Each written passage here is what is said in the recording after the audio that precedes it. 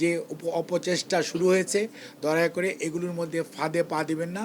বরঞ্চ যদি কেউ আপনাদের কাছে কোনো আর্থিক সুবিধা পেতে আপনাদের কাছে এরকম কোনো প্রস্তাব নিয়ে যায়, আমরা মনে করি যেটা আপনাদের নাগরিক দায়িত্ব যে আপনারা সংশ্লিষ্ট আইনশৃঙ্খলা রক্ষাকারী বাহিনী অথবা সরকারি কোনো কর্মকর্তা কর্মচারী অথবা সংবাদকর্মী কেউ যদি আপনারা খবর দেন, তাহলেও এই সমস্ত সরকারের একটি সুন্দর প্রচেষ্টাকে যারা কলঙ্কিত করতে চায় সেই সমস্ত মানুষকে আমরা আপনাদের সবাইকে সাথে নিয়ে আমরা প্রতিরোধ করতে চাই এবং এটিকে একটি সর্বজন গ্রাহ্য এবং সবার কাছে গ্রহণযোগ্য সবচেয়ে ট্রান্সপারেন্ট ওয়ে অফ ডিস্ট্রিবিউশন এর জন্য যে আপনার ফ্যামিলি কার্ড সেটি আমরা ধরে রাখতে চাই।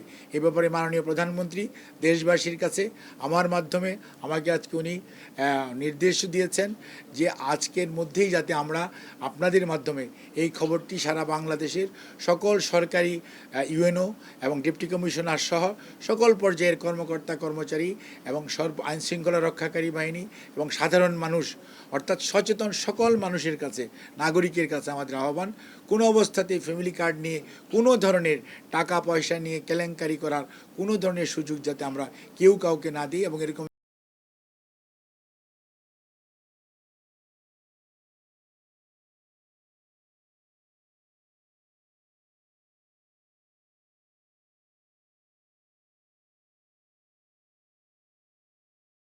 সবচেয়ে বড় জিনিস হচ্ছে যেহেতু এটা ইউনিভার্সাল কার্ড, কাজে এখানে কেউ বাদ যাবে না। প্রত্যেকটা হচ্ছে প্রতি 5 জনকে আমরা একটা ফ্যামিলি ট্রি ধরতেছি, প্রতি 5 জনের একটা ফ্যামিলি ট্রি এবং ওই 5 জনের মধ্যে যিনি সবচেয়ে ওই ফ্যামিলির প্রধান মহিলা ওনাকে আমরা এটাকে টার্গেট করব। আর ওই 4 জনও এইটা তাদের নাম এটার মধ্যে থাকবে এবং এটা কালেক্ট করবে সরকারি কর্মকর্তা এবং কর্মচারীদের মাধ্যমে এটা কালেক্ট করা হবে এবং এটা সুপারভাইজ করা হবে একদম ওয়ার্ড পর্যায়ে। একজন প্রথম শ্রেণীর কর্মকর্তা এক একটা করে ওয়ার্ডের দায়িত্বে থাকবে। কাজে এখানে কোনো ধরনের মানে এক্সক্লুশন অথবা ইনক্লুশন, এক্সট্রা ইনক্লুশন, কাউকে এক্সক্লুড করা ইচ্ছাকৃতভাবে এরকম কোনো সুযোগ নেই, কারণ এটা তো ইউনিভার্সাল, আমরা কোনো টার্গেট ওরিয়েন্টেড না।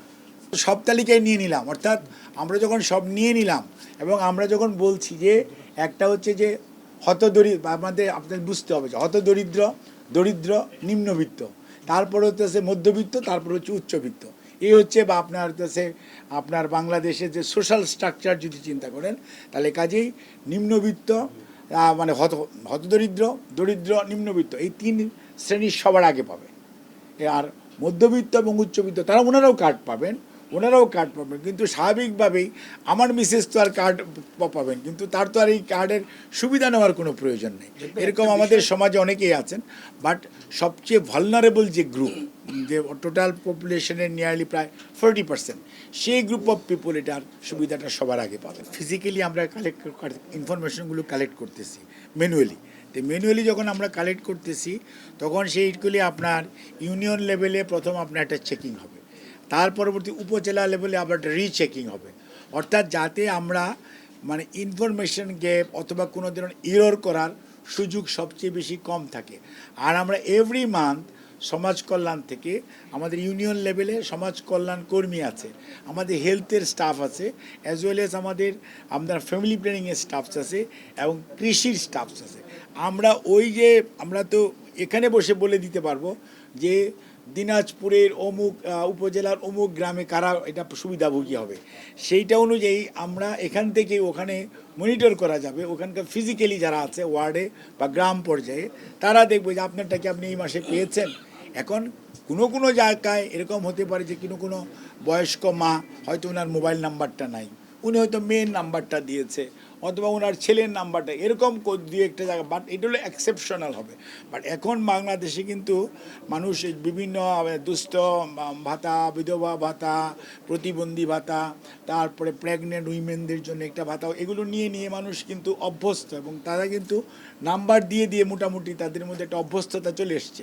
কাজে আমরা যদি এখন এটাকে মানে আবার খালি একটু মনিটর করি তাহলে আমার ধারণা যে এটার মধ্যে কোনো সমস্যা হবে না। আর এটার মধ্যে আমরা 2 ধরনের কমপ্লেইনের সিস্টেম রেখেছে। একটা হচ্ছে অনলাইনে যারা একটু ওয়েল টু ডু বা যারা বুঝবে তারা অনলাইনে করতে পারবে, আর ম্যানুয়ালিও আপনার ইউনিয়ন পর্যায়ে এবং উপজেলা পর্যায়ে কমপ্লেন করতে পারবে যে আমি আমারটা এই মাসে পাই নাই। তখন যে কমপ্লেন করবে তার সাথে সাথে এটা ওখানে বসে এটা রিজলভ করা যাবে উনি কেন পেলেন না।